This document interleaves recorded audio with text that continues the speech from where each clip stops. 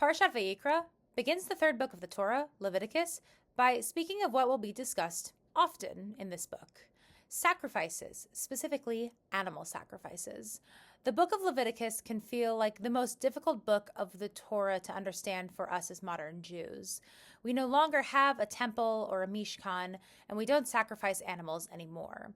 So why do we spend so much time analyzing and reanalyzing the rules of the sacrifices? The Rambam helps us to understand that the animal sacrifices were one stop along the way to where we are now. He writes in his guide to the Perplexed that the purpose of sacrifices was to help accommodate the transition from idol worship to worshiping one God that they cannot see or hear.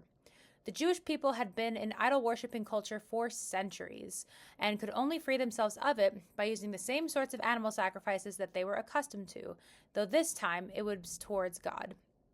Now, with the temple long gone, rabbinic Judaism has come up with other ways we can honor God. What we experience now with prayer and study is innovation, just as animal sacrifice to one God was an innovation.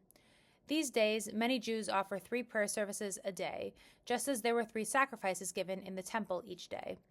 Much of our life mirrors what happens in the temple, and there are even whole sections of the Yom Kippur liturgy that traditionally talk about the temple and what happened inside of it. Perhaps with the destruction of the temple, we have taken another step closer to leaving the idolatrous nature of things like animal sacrifice behind, even if this step had to be taken against our will and with much innovation to make it possible. But we Jews are an innovative bunch and can always find ways to be who we truly are, even in difficult circumstances. We read about these sacrifices to remember our history and to remind us of the vestiges of the sacrifices in our daily lives. And indeed, we read about these sacrifices because even if we are not sacrificing animals, we should be making personal sacrifices in our lives to make this world a better place and to show our love for God and one another.